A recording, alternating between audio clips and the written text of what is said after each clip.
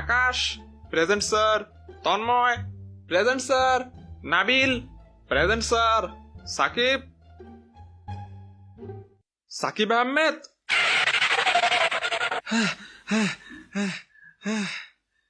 Present sir.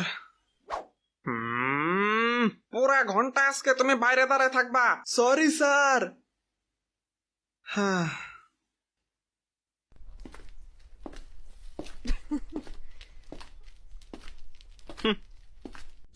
ওই সাকিব, কি রে?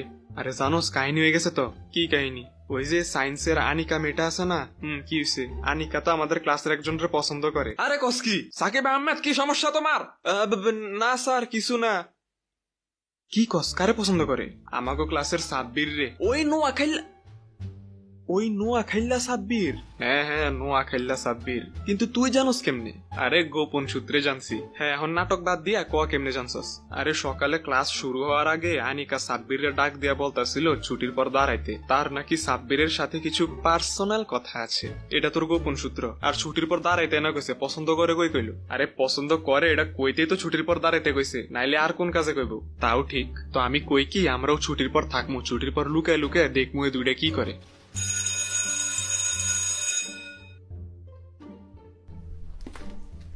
ক্লাসে যান। জি স্যার, সরি স্যার। ওহ ভাই, পা ব্যথা হয়ে গেছে। এবার ফ্যানের নিচে বসে একটু ঠান্ডা হো। হ্যাঁ, দেরি করে ক্লাসে আসলে তো বাইরে দাঁড়িয়ে থাকতে হবেই। ওই ইঞ্জিন সারা ট্রেন তোলো কথা কইছে কেউ? হ্যাঁ, তো আমারও ঠেকা পড়ে নাই তোদের মতো ব্যাক বেঞ্চার্সদের সাথে কথা বলার। এই তো মেরু ঠেকা পড়ে যেতে তো বলছি ব্যাক বেঞ্চের সাথে কইতে বলে। জানোস গতকাল এত না প্রাইভেটে না গিয়ে রাস্তায় রাস্তায় ঘুরতেছিল, পরে রাস্তায় তোর মা মায়ের দেখে রাস্তার মধ্যে পিটা লাগাইছে। মিথ্যা কথা, মিথ্যা কথা। স্যার দেখেন সাকিব ক্লাসের ভিতর কথা বলে। ওই সাকিব আহমেদ, বেশি ব্যথা পাইছস? Don't even talk about it. ওই দেখ, দেখতেছি ভুল গেছে পুরা। আরে নোয়া খেললারে দেখ।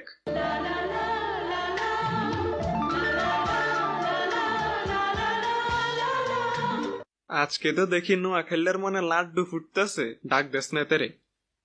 সাব্বির, সাব্বির, এই নোয়া খেললা। হ্যাঁ, কিসে?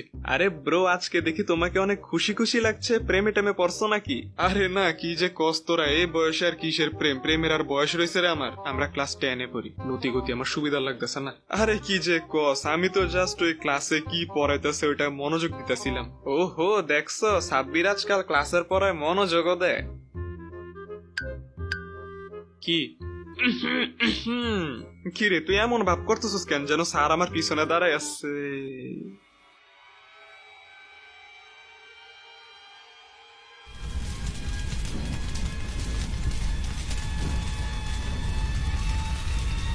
সাকিব আহমেদ, তুমি কি আর ভালো হবে না?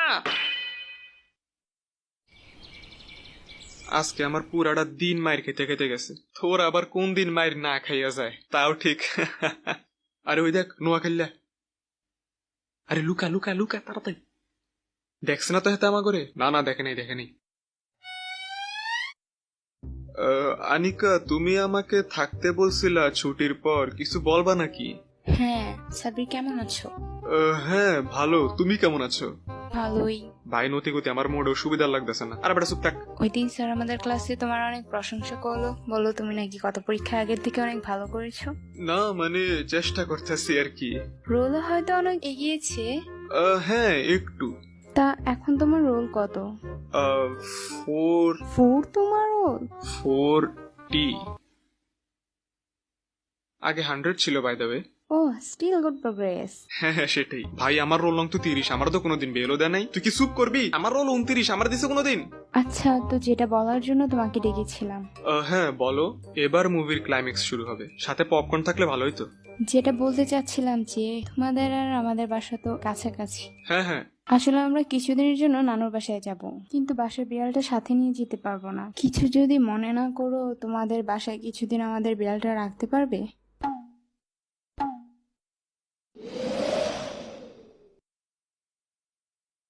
তুমি কি আমাকে এই কথা বলার জন্য ডাকছিলা?